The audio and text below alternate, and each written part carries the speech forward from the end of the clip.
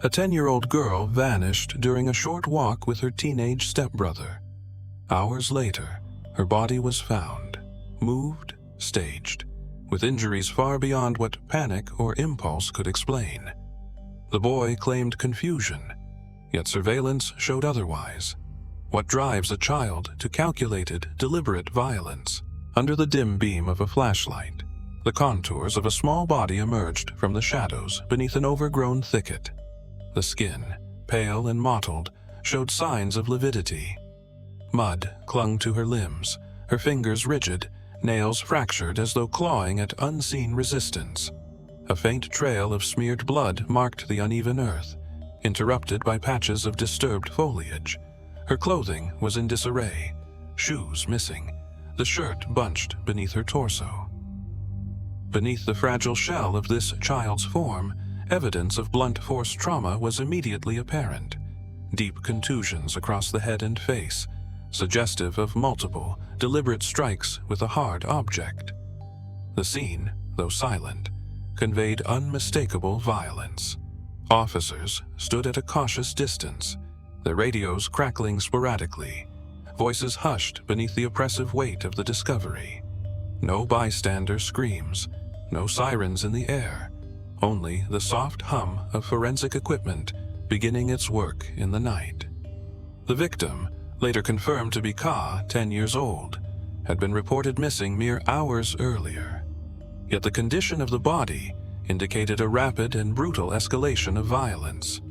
The absence of defensive wounds on the lower body contrasted sharply with the violent trauma to the head and upper torso, suggesting that the attack may have begun with overwhelming force, possibly stunning or incapacitating the child before further harm was inflicted. Nearby, faint impressions of shoe prints led away from the scene. The spacing and depth of the tracks implied hurried movement, consistent with an individual leaving the location post-offense. There were no indications of a protracted struggle across the broader area, supporting the hypothesis that the assault was concentrated and swift. The choice of location, a secluded patch, shielded from casual view by thick vegetation, further suggested intentionality. The offender exhibited situational awareness, selecting a site unlikely to draw immediate detection. Within this context, the psychological profile of the potential offender began to take shape. The precision and severity of the inflicted injuries, coupled with the subsequent concealment attempt, pointed to an individual capable of focused aggression rather than impulsive flailing. The post-offense behavior, removal of the body from its likely initial point of assault, and partial staging, reflected a cognitive process aimed at delaying discovery. Such actions typically require a degree of emotional detachment, or, at minimum, a compartmentalization of guilt. Given the victim's known relationships, attention quickly turned toward Aiden, the 15-year-old last seen accompanying her. His discovery wandering alone, coupled with significant discrepancies in his account of the evening's events, raised immediate red flags. Adolescent offenders of this nature often operate under a volatile blend of developmental impulsivity and emerging antisocial traits. When compounded by familial stressors, unresolved resentments, and poor emotional regulation, the threshold for lethal violence can be disturbingly low. At this stage, multiple behavioral hypotheses were under examination. Whether the act was premeditated, triggered by acute provocation, or driven by latent hostility, remained undetermined. The configuration of injuries and post-crime behaviors, however, strongly indicated an attack that surpassed spontaneous rage. The forensic patterns aligned more closely with an escalation scenario, where initial conflict spiraled into fatal violence, followed by calculated efforts to obscure culpability. The next phase of investigation would focus on aligning the subject's psychological state with the physical evidence, deconstructing the timeline of the assault, dissecting post-offense actions, and interrogating the cognitive distortions that might underpin such an act. A critical question remained unanswered. Was this an isolated loss of control, or the manifestation of a deeper, more deliberate capacity for harm. In the sterile confines of the interview room, Aiden sat across from seasoned investigators. His posture appeared relaxed, yet his gaze frequently drifted, seldom maintaining direct eye contact. This subtle avoidance signaled an internal state of guardedness, common among youthful offenders attempting to project innocence while concealing guilt. The tone of his voice remained measured, carefully modulated, even as the questions grew more pointed. From a behavioral standpoint, Aiden's initial narrative exhibited clear markers of fabrication. His recounting of events contained temporal inconsistencies and improbable explanations. For example, when pressed about the timeline of his movements, his responses became increasingly vague. Memory lapses were selectively invoked, particularly when questions touched upon moments aligning with the estimated window of the offense. Such selective amnesia is a frequent cognitive strategy employed to obscure self-incriminating details without resorting to outright denial. Of particular note was his emotional presentation. Throughout the interrogation, Aiden exhibited a conspicuous absence of concern for Ka's well-being. When asked if he believed she might be in danger, his answers lacked authentic, affective resonance. There were no observable signs of genuine distress, no tremors in his voice, no involuntary physiological markers such as increased respiration or perspiration. This emotional flatness, especially in the context of a missing child with whom he shared a household, suggested significant empathy deficits. As the session progressed, the investigators introduced discrepancies uncovered through surveillance footage. The footage failed to corroborate key elements of Aiden's story, specifically his claim about visiting a particular store. His response was revealing. Rather than expressing surprise or confusion, Aiden pivoted to defensive rationalizations, attributing the inconsistency to memory errors or misunderstood intentions. Such tactical deflection is characteristic of youthful offenders with a developing capacity for manipulative behavior. When investigators subtly shifted focus toward post-event behavior, further behavioral indicators emerged. Inquiries about his solitary return were met with evasive language. Aiden offered generalized statements about feeling lost or unsure of time, yet provided no concrete details about his actions during a critical 30 to 40-minute window. His refusal to elaborate during this segment suggested an awareness of its forensic significance. Notably, when confronted about forensic protocols, such as the collection of his clothing or the possibility of trace evidence, Aiden displayed a transient spike in physiological arousal. His posture stiffened, and micro-expressions of apprehension briefly crossed his features. These involuntary responses indicated a heightened cognitive load, consistent with anticipatory anxiety regarding physical evidence recovery. Furthermore, Aiden's interactions with his mother, observed through a brief recorded exchange, provided additional psychological insight. In her presence, he momentarily shifted from a controlled demeanor to overt emotionality, expressing fear for his own future rather than remorse for the victim. This egocentric focus is consistent with early-stage antisocial developmental patterns, wherein self-preservation supersedes moral reflection. By the conclusion of this interrogation phase, the investigators had amassed a behavioral profile marked by calculated deception, impaired empathy, and emerging manipulative tendencies. Yet, one pivotal question remained unresolved: whether the subject's actions stemmed from a spontaneous loss of control or from a deeper, pre-existing capacity for targeted violence. The next phase of the investigation would seek to unravel this distinction through the lens of forensic evidence and peer disclosures. The emergence of peer testimony introduced a new dimension to the psychological profile of the subject. During an interview at the juvenile detention facility, a fellow detainee voluntarily disclosed conversations in which Aiden had recounted the assault with chilling specificity. According to this account, Aiden had admitted to using a metal object to repeatedly strike the victim.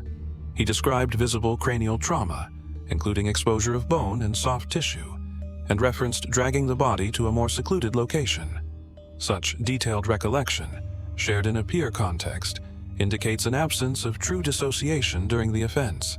The clarity and accuracy of these statements reflect deliberate awareness of the assault, undermining any prior suggestions of a blackout or uncontrolled emotional fugue. Moreover, the decision to share these details with a peer suggests a need to assert control over the narrative, a behavior frequently observed in youthful offenders exhibiting narcissistic or antisocial traits. Forensic developments soon corroborated the testimony. A metal pipe, discovered near the crime scene by family members of the victim, matched the injury patterns recorded in the autopsy.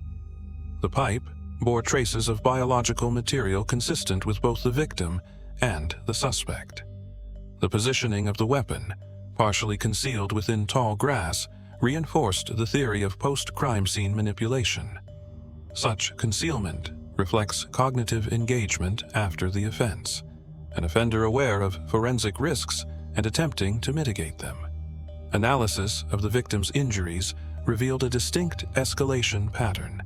Initial blows were concentrated on the head, producing incapacitation, followed by further strikes inconsistent with defensive necessity.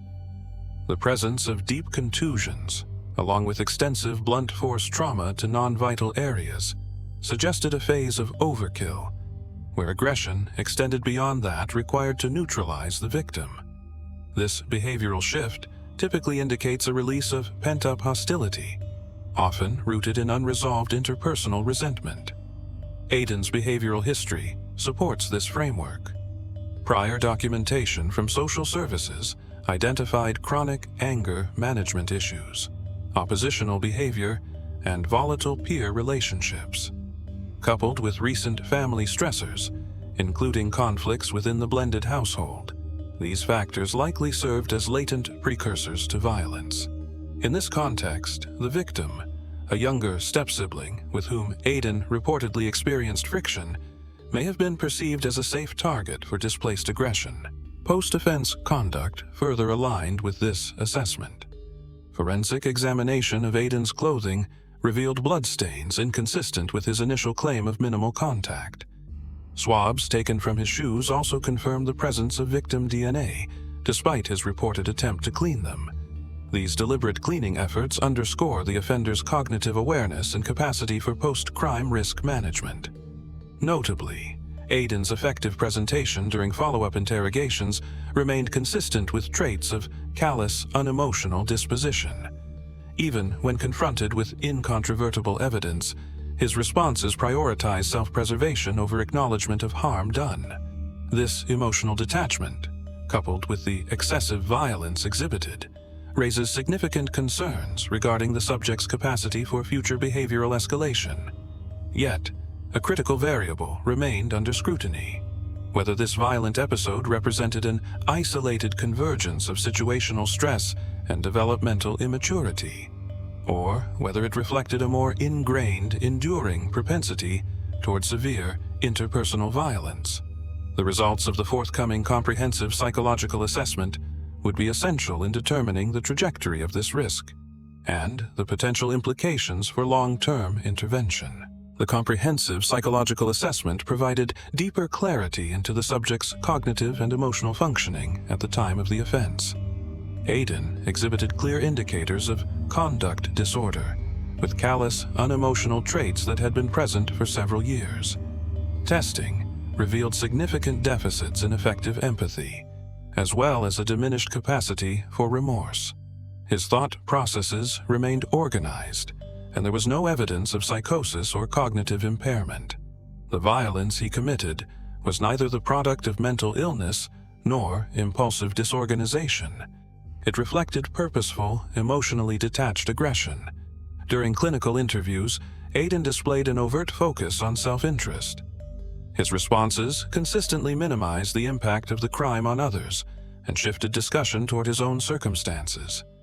Even when presented with graphic details of the offense, he demonstrated limited emotional reactivity. This type of restricted affective response is a hallmark feature of early-onset antisocial pathology. It suggests that the underlying drive for the offense was not simply reactive, but rooted in deeper, maladaptive personality development. Historical analysis of his developmental trajectory highlighted several contributing risk factors: exposure to family conflict, inconsistent parental supervision, prior physical aggression toward peers, and a pattern of oppositional defiance had been well documented. Repeated interventions had proven ineffective, largely due to poor engagement and lack of sustained therapeutic oversight. These cumulative influences fostered a belief system in which violence became an acceptable means of asserting control and resolving perceived grievances. The offense itself displayed distinct behavioral markers of targeted violence.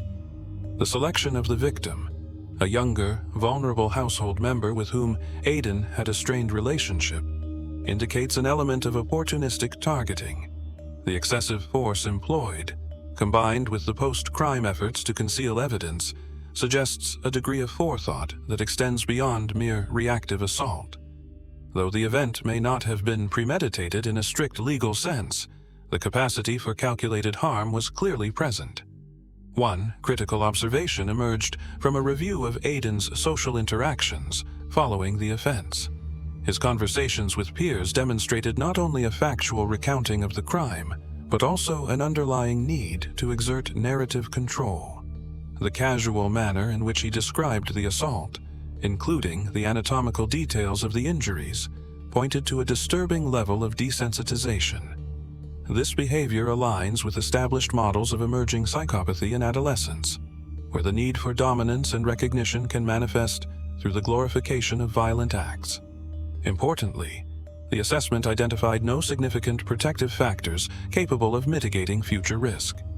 Without intensive, long-term intervention, the likelihood of recidivism remained high. The presence of entrenched personality features, particularly those related to manipulative and aggressive tendencies, suggested that Aiden's capacity for future violent behavior could escalate under stress or provocation.